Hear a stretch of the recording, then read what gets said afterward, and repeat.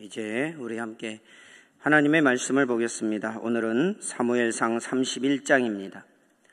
사무엘상 31장 1절부터 6절까지 말씀을 보겠습니다. 사무엘상 31장 1절부터 6절까지 말씀입니다. 사무엘상 31장 1절부터 6절입니다. 한 절씩 교독하겠습니다. 제가 먼저 1절 보겠습니다. 블레셋 사람들이 이스라엘을 치매 이스라엘 사람들이 블레셋 사람들 앞에서 도망하여 길보아 산에서 엎드러져 죽으니라. 블레셋 사람들이 사울과 그의 아들들을 추격하여 사울의 아들 요나단과 아비나답과 말기수아를 죽이니라. 사울이 패전함에 활 쏘는 자가 따라잡으니 사울이 그 활 쏘는 자에게 중상을 입은지라. 그가 무기를 든 자에게 이르되 내 칼을 빼어 그것으로 나를 찌르라. 할례 받지 않는 자들이 와서 나를 찌르고 모욕할까 두려워하노라. 하니 무기 든 자가 심히 두려워하여 감히 행하지 아니하는지라. 이에 사울이 자기의 칼을 뽑아서 그 위에 엎드러지매 무기를 든 자가 사울이 죽음을 보고 자기도 자기 칼 위에 엎드러져 그와 함께 죽으니라. 사울과 그의 세 아들과 무기를 든 자와 그의 모든 사람이 다 그날에 함께 죽었더라. 아멘. 이 사무엘상은 사사시대 말에 이제 이 영적으로 암흑기였던 시대에 하나님께서 세우신 이 사무엘을 통해서 사울을 왕으로 세우시고 왕정 시대가 열리는 것으로 이제 시작을 하게 됩니다. 그가 하나님 앞에 왕으로 버림을 받았고 하나님의 마음에 합한 사람이었던 다윗이 왕으로 세워진 이후에 사울은 사명처럼 다윗을 죽이기 위해서 쫓아다니는 내용을 중심으로 이 사무엘상의 기록이 되어 있습니다. 저는 이 사무엘상을 볼 때에 언젠가 이 무서운 것을 깨달았다고나 해야 되나 이 생각한 것이 있습니다. 이런 말씀이 있는데 사무엘상 15장 26절 하반절에 보면 이렇게 말씀합니다. 이는 왕이 여호와의 말씀을 버렸으므로 여호와께서 왕을 버려 이스라엘 왕이 되지 못하게 하셨음이니이다 하고, 여기에서 이제 이 하나님의 말씀을 순종하지 않은 이 사울을 향해서 사무엘은 여호와께서 왕을 버리셨다라고 그렇게 말을 합니다. 그런데 사울은 죽을 때까지 왕의 자리를 빼앗기지 않았다라는 사실을 보게 됩니다. 하나님 앞에 버림을 받았다라는 선언을 듣지만 그는 오늘 본문에서 죽을 때까지 그는 겉으로는 왕궁에서 쫓겨나지 않고 왕좌에 그대로 앉아 있었다는 사실입니다. 세상의 권력도 그렇고 교회 안에도 직분을 가지고 있는 사람들 중에도 이런 사람들이 있을 수 있다는 사실을 생각을 한 적이 있습니다. 이 말씀을 볼 때 나는 어떤가라는 것을 생각을 합니다. 나도 그럴 수 있지 않은가? 목사라고 하지만 하나님 앞에 인정받지 못하는 그저 모양과 직분만 있는 목사는 아닌가라는 것을 생각을 한 적이 있었습니다. 그 자리에서 쫓겨나지는 않았지만 계속 목사라는 직분이 있고 또 각 개인에 맞는 직분이 있지만 하나님의 인정하심을 받지 못한다면 그것은 아무런 의미가 없다는 것을 생각을 하게 되었던 적이 있습니다. 사무엘서에 등장하는 이 사울의 기록을 읽을 때 드는 생각이기에 한번 말씀을 드려봤습니다. 사울은 이 왕이 된 지 2년째부터 급격히 변질되기 시작을 했습니다.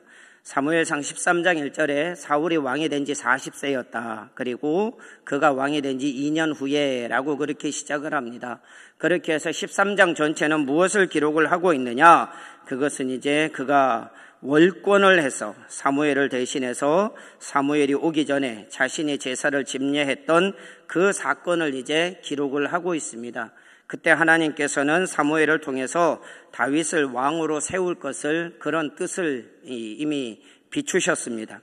사무엘상을 읽으면서 저는 사울이 가장 잘못했다라고 생각하는 부분이 있습니다. 이 한 구절을 통해서 어떻게 보면 당연한 일이겠지만 그가 하나님을 의지하지 않고 사람을 의지하기로 한 뜻을 내비친 사건이 있습니다. 그 구절을 우리가 한번 다 같이 읽어보겠습니다. 사무엘상 14장 52절입니다. 우리 함께 읽겠습니다. 시작. 사울이 사는 날 동안에 블레셋 사람과 큰 싸움이 있었으므로 사울이 힘센 사람이나 용감한 사람을 보면 그들을 불러 모았더라. 말씀드렸듯이 왕으로서 볼 때에 힘센 사람, 용감한 사람, 용맹한 사람, 이런 사람들을 불러서 군사와 장수로 세우는 것은 있을 수가 있는 것입니다.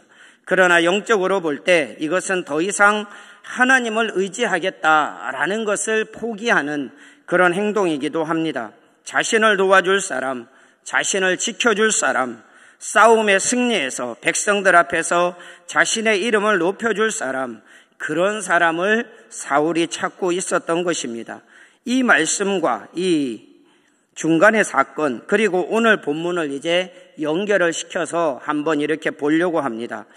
말씀드렸듯이 사울은 힘센 사람, 용감한 사람, 지혜로운 사람, 지식 있는 사람, 종류별로 이렇게 사울이 불러 모았을 것으로 생각을 할 수가 있습니다. 그런데 이 사울이 왕이 된 이후에 다윗에 의해서 목숨이 위태로웠던 사건이 2번 기록이 되어 있습니다.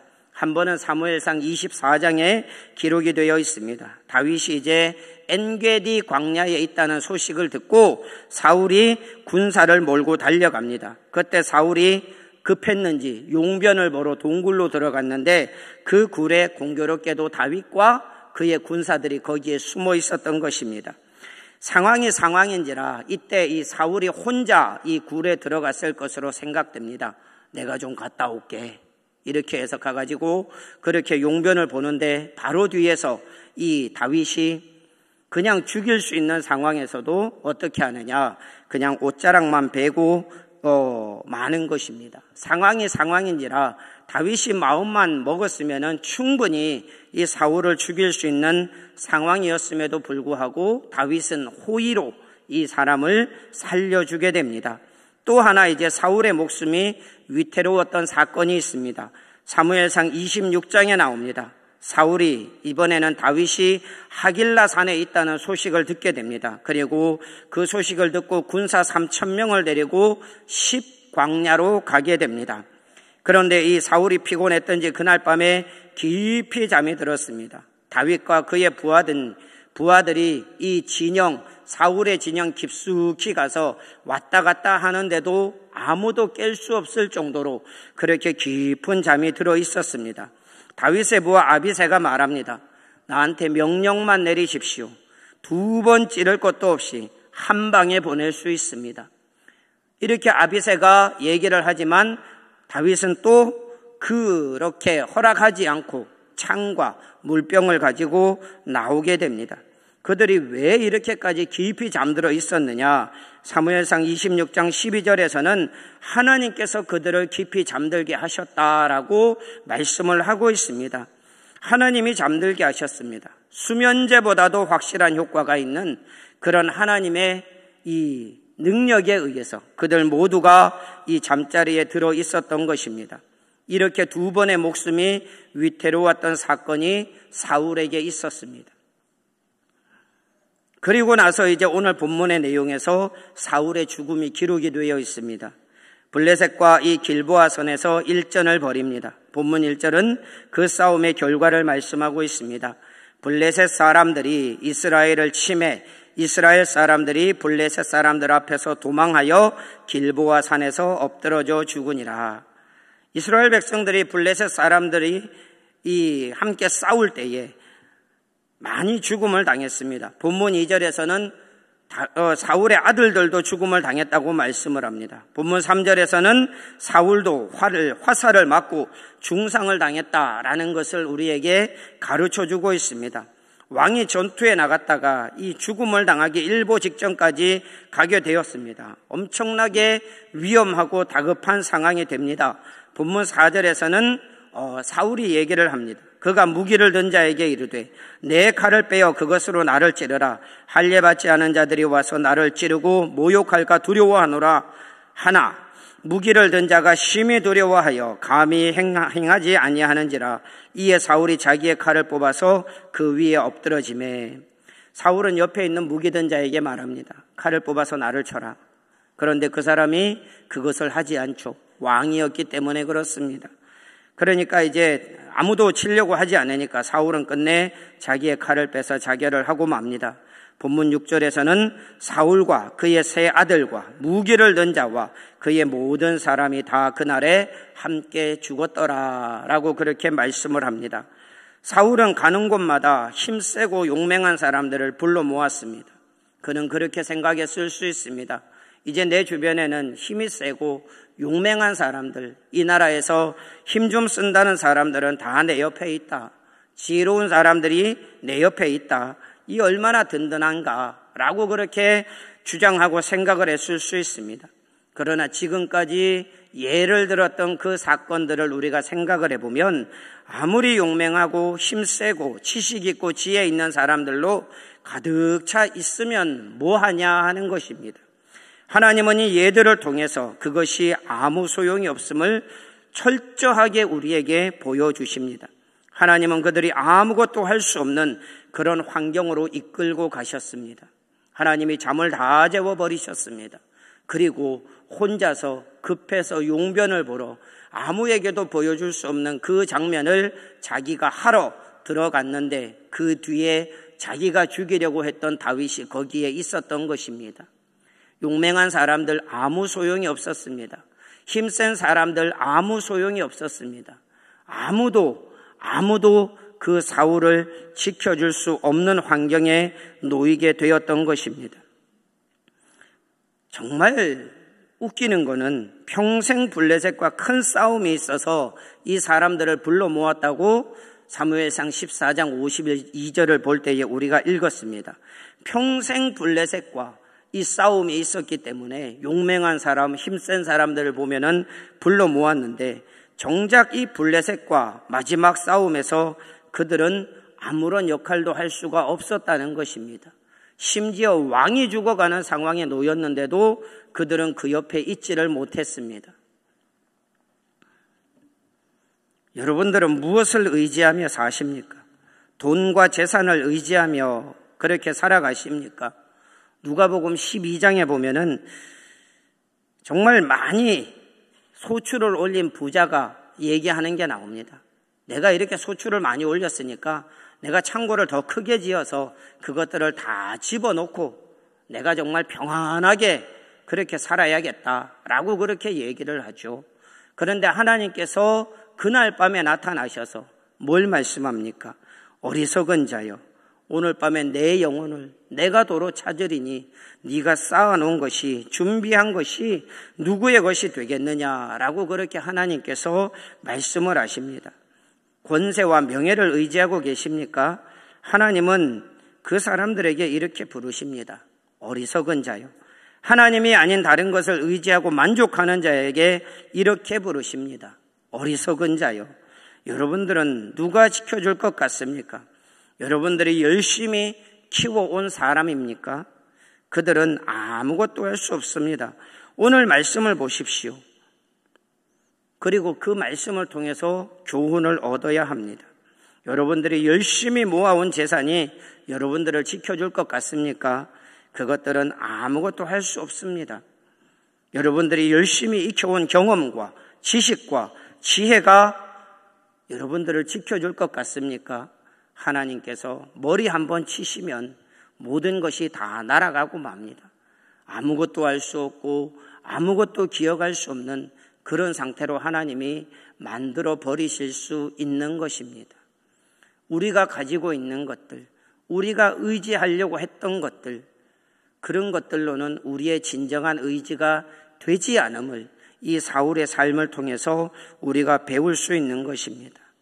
오직 하나님께서만이 우리의 의지가 되시고 우리의 보호자가 되시고 우리의 인도자가 되어주시는 것입니다. 사울이 진짜 그렇게 해서 이 싸움에서 나갈 때마다 이겼다면 진짜 나갈 때마다 이겼다면 엄청난 일이 있었겠죠.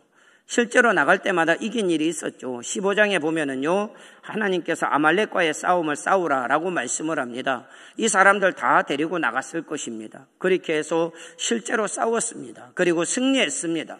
그리고 이 아각을 죽일 수 있는데 살려두고 좋은 양, 좋은 염소, 좋은 것들, 이것을 하나님 앞에 제물로 드리겠다라고 하는 그것 가지고 이 사람은 그것을 다 살려두었습니다. 그런데 하나님께서는 네가 나한테 정말 이렇게 좋은 것들을 바치려고 그런 마음으로 살려두었으니 내가 이번만 용서해 줄게 라고 하지 않으십니다. 하나님은 순종이 제사보다 낫고 라는 말씀을 통해서 하나님의 말씀을 철저하게 순종하는 모습을 우리에게 원하셨던 것입니다. 한 번, 두 번 싸워서 이길 수는 있겠지만 정작 결정적인 순간에, 정작 그 목숨이 위태로운 그 순간에 하나님은 그들이 아무런 영향력도 발휘할 수 없게 하셨습니다.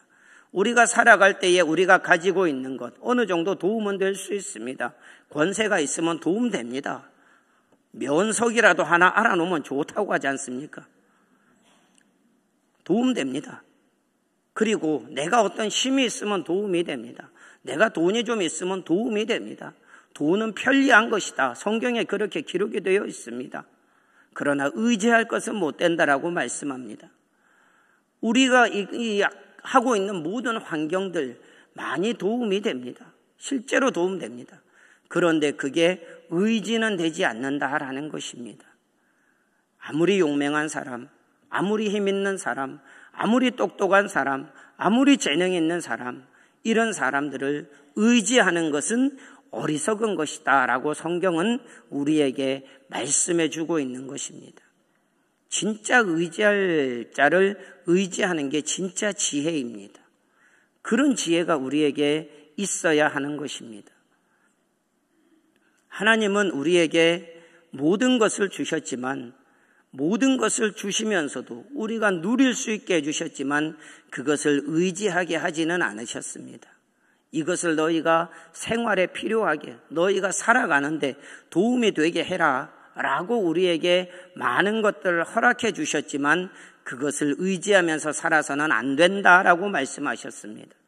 재물을 주시면서 하나님과 재물을 겸하여 섬길 수 없다라고 말씀을 하셨습니다.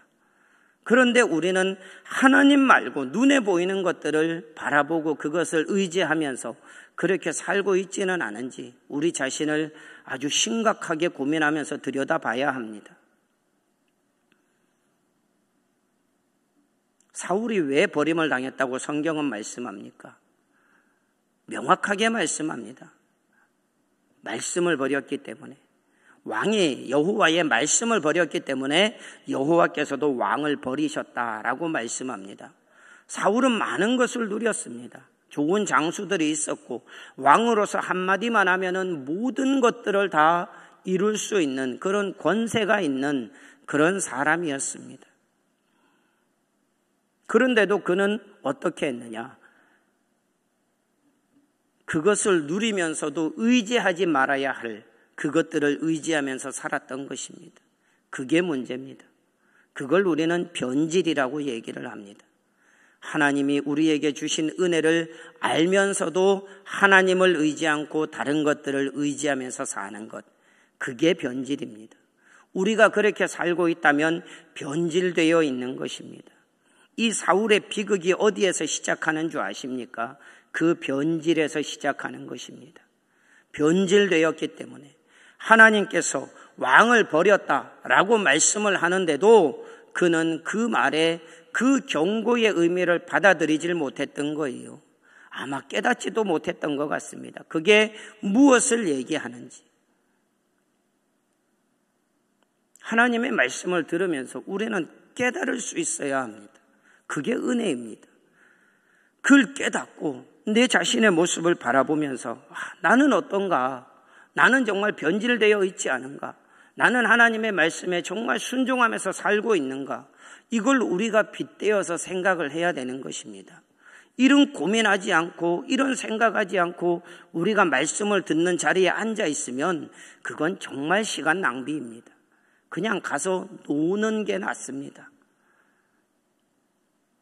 이렇게 하나님의 말씀을 우리가 오전에도 듣고 오후에도 듣고 수요일에도 듣고 새벽에 오시는 분들은 새벽에도 듣고 이 사랑방 모임에 오시는 분들은 거기서도 듣고 그렇게 하면서 내 자신의 모습을 돌아보면서 내가 하나님 앞에 정말 바른 모습으로 살고 있는가?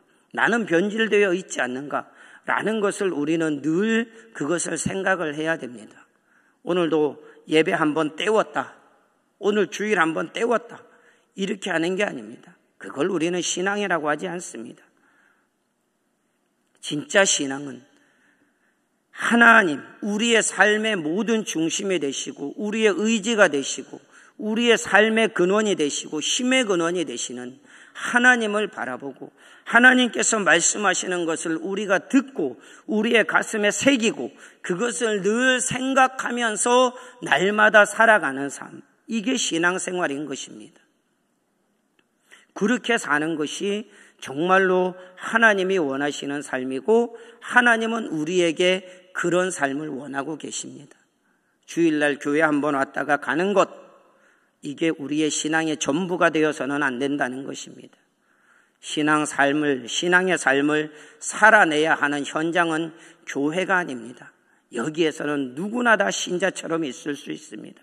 누구보다도 손들어 찬양할 수 있고 누구보다도 부르짖어 기도할 수 있고 그렇게 할 수 있습니다. 그런데 그렇지 않고 우리의 신앙생활의 삶의 현장은 어디가 되어야 하느냐? 교회 안에서 하나님을 의지하는 것이 아니라 교회 밖에서 우리가 살고 있는 가정에서, 직장에서, 학교에서, 거기에서 우리가 하나님을 바라보고 하나님을 의지하는 삶을 살아야 진정한 신앙인이 되는 것입니다.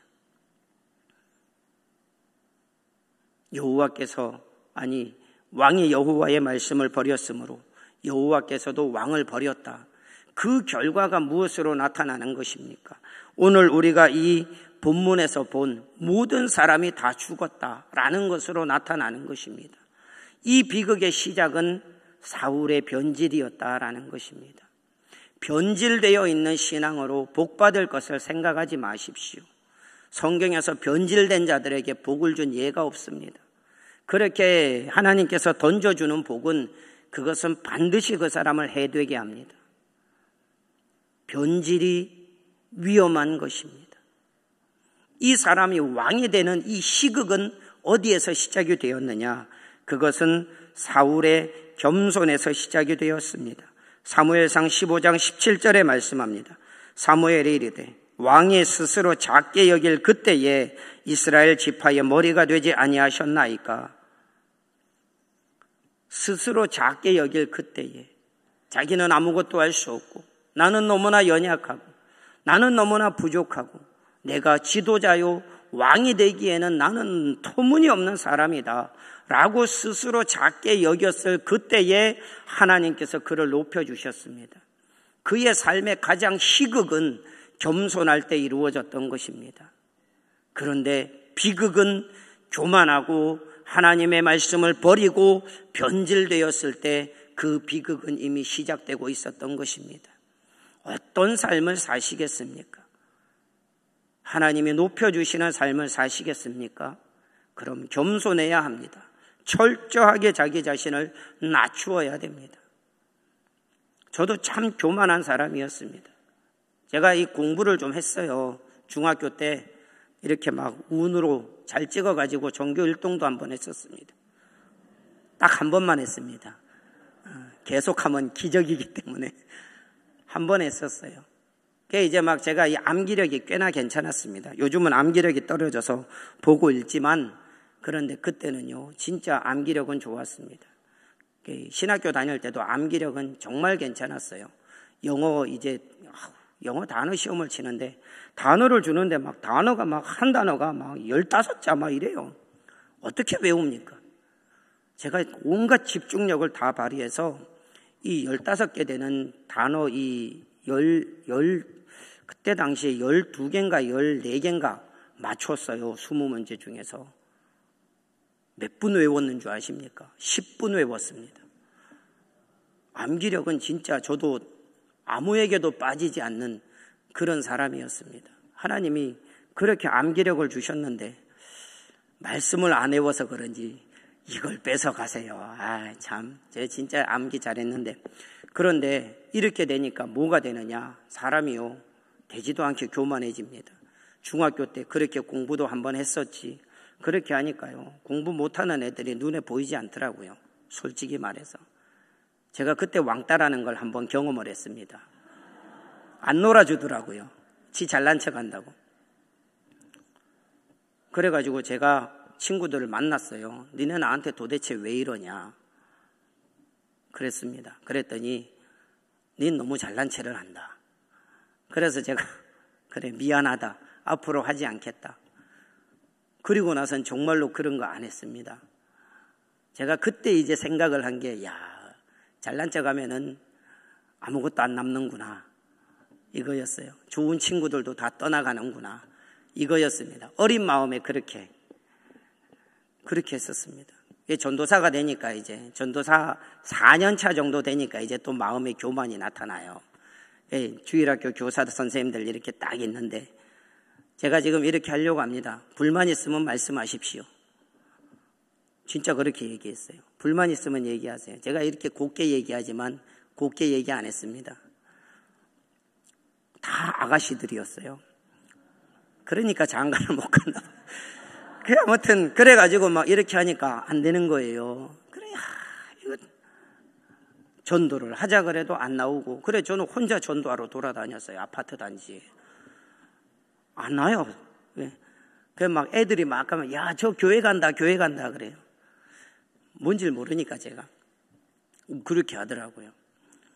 근데 편지를 한 통 받았습니다. 그 편지가 이제 저보다가 한 3살인가 많은 그 선생님께서 저한테 이메일로 보냈어요. 전도사님이 처음 오셨을 때는 정말 겸손한 줄 알았습니다. 귀가 더 무섭습니다. 그런데 지금은 사울왕처럼 되어가고 있습니다. 이렇게 썼어요. 제가 그걸 듣고 순간 기분이 굉장히 나빴습니다. 왜냐하면은 저는 그때도 제가 겸손한 줄 알았어요. 지내고 보니까 아니더라고요. 제가 진짜 그 모습이 교만해져 가고 있다는 것을 제가 그때부터 또 생각을 하게 되었습니다. 저는 교만해질 때마다 하나씩 이렇게 하나님께서 보내시는 것 같아요. 참, 그래서 이 겸손이라는 게 정말 힘든 거구나. 사람들 앞에서 내가 정말 낮아지는 게 진짜 힘든 거구나 라는 것을 알았습니다. 진짜 그때부터는요, 일부러 저 자신을 많이 낮추고, 누가 인사하면은 저는 막 거의 90도 막 이렇게 하고, 이게 어떻게 보면 비굴해 보일지 모르지만은요, 이게 제 겸손의 표현입니다. 어떻게 겸손해야 될지를 모르는 거예요. 사실 제가 보니까. 그렇게 하니까 이제 어떻게든지 사람들을 높이고, 사람들을 낮추면 안 돼. 사람들을 높이고 저 자신을 낮추고 그걸 행동으로 좀 보여줘야겠다. 이렇게 해가지고 제가 청년들한테도 고개 숙여 인사를 하기 시작하고, 그렇게 해서 그게 습관이 돼서 지금까지 왔습니다. 우리 청년들, 저한테 반말 듣는 청년들 아무도 없어요. 20살만 딱 되면은 존댓말 씁니다. 성인이라고. 그렇게 이제 나와왔습니다. 그게 저의 삶의 모습이었던 것 같아요. 하나님 앞에 제가 어떻게 겸손해야 될지를 몰랐던 거예요. 그런데 그거 하나만큼은 확실히 알았습니다. 겸손해야 은혜가 있다는 것, 겸손해야 희극이라는 것, 겸손해야 하나님께서 사용하신다는 것, 그거는 확실히 알았습니다. 변질되지 않기 위해서 정말 노력 많이 했습니다. 순간순간 마음속에서 어떤 그런 변질된 생각들이 일어날 수 있어요. 그것과는 싸워야 합니다. 왜? 그것과 싸우지 않으면 진짜 변질되거든요. 그것은 우리 모두가 정말 전투하고 전쟁하면서 해나가야 되는 것입니다. 여러분들은 날마다, 저도 마찬가지, 그 싸움을 하면서 살아가야 하는 사람입니다. 어떤 분이 설교를 하는 것을 제가 인용을 하는데, 성경에 보면은 나보다 남을 더 낮게 여기고 이렇게 되어 있잖아요. 빌립보서가 나옵니다. 어떤 사람이 글자를 고쳐서 왔대요. 시옷을 지으시로. 나보다 낮게 여기고 그렇게 가지고 왔답니다. 우리의 삶의 모습이 그렇지 않느냐라는 거예요. 나보다 다른 사람을 낮게 여기고 나보다 다른 사람을 깔보면서 살아가고 그렇게 살아가면은요, 하나님 앞에서는 희극이 없습니다. 그런 사람들은 비극입니다. 잠언을 읽어보십시오. 겸손이 존귀의 앞잡이다라고 말씀을 합니다. 교만은 패망의 선봉이다라고 얘기를 합니다. 사울 왕을 통해서 그것을 분명하게 우리에게 보여주신 거예요. 여러분, 우리 진짜 이렇게 살아야 됩니다. 다른 것들 의지하지 않고 최고의 겸손, 우리가 하나님 앞에서 할 수 있는 최고의 겸손이 무엇입니까? 그것은 하나님을 하나님으로 인정하고 하나님만을 의지하는 삶입니다. 이게 우리가 하나님 앞에서 할 수 있는 최고의 겸손입니다. 아무리 노력을 해도, 아무리 무엇을 해도 하나님 앞에 우리는 겸손할 수 없어요. 그러나 우리가 하나님 앞에 나의 겸손을 표현할 수 있는 가장 좋은 길이 하나님으로 인정하고 하나님만을 의지하는 삶, 이게 최고의 겸손의 삶입니다. 이런 삶이 되면 우리 인생, 우리 삶, 우리 자녀들의 삶 뭐가 됩니까? 희극이 될 수 있는 거예요. 은혜가 될 수 있고 하나님께서 정말 폭포수처럼 쏟아부어 주시는 은혜를 받을 수 있는 것입니다. 겸손하십시오. 어떻게든 겸손하십시오. 수단과 방법을 가리지 말고 겸손하십시오. 그게 우리의 삶에 있어서 하나님의 은혜를 체험하는 가장 복된 방법입니다. 하나님, 내가 어떻게 하면 겸손할 수 있겠습니까? 제가 묵상하고 내린 결론을 제가 말씀드린 거예요. 하나님을 하나님으로 인정하고 하나님만을 의지하는 삶이 우리가 하나님 앞에 최고로 겸손할 수 있는 삶입니다. 다른 사람들은 사랑하시면 됩니다. 의지하지 말고 사랑하시면 됩니다. 그러나 하나님은 사랑하면서 의지해야 될 뿐입니다. 사울은 그게 안 돼서 패망했고 사울은 그게 안 돼서 비극적인 결론을 맺게 되었습니다. 정말 간절히 바라고 원하기는 우리 사랑하는 모든 성도님들께서 변질되지 아니하고 끝까지 하나님을 하나님으로 인정하고 하나님 앞에 하나님을 의지하면서 겸손한 삶을 살아가심으로 우리의 인생에 정말 희극이 되고 하나님께서 부어주시는 은혜를 마음껏 풍성하게 받아 누리며 살아갈 수 있는 우리 모든 성도님들 다 되실 수 있기를 우리 구주 예수 그리스도의 이름으로 축원합니다. 아멘. 기도하겠습니다. 이 시간 함께 기도하겠습니다. 하나님, 정말 은혜를 베풀어 주셔서 우리가 겸손에 대해서 너무 자주 듣습니다. 그런데 우리가 어떻게 겸손해야 되는지 몰랐습니다. 하나님을 하나님으로 인정하고 하나님을 의지하는 삶, 변질되지 아니하고 다른 것들을 의지하는 변질이 우리에게 있지 않고 하나님만을 의지하는 삶을 살아감으로써 하나님께서 우리에게 부어주시는 놀라운 은혜, 하나님께서 우리를 세워주시는 은혜, 그런 은혜가 있도록 하나님 우리에게 복을 더하여 주시옵소서. 오늘 이것을 위해서 우리 함께 다 같이 기도하겠습니다.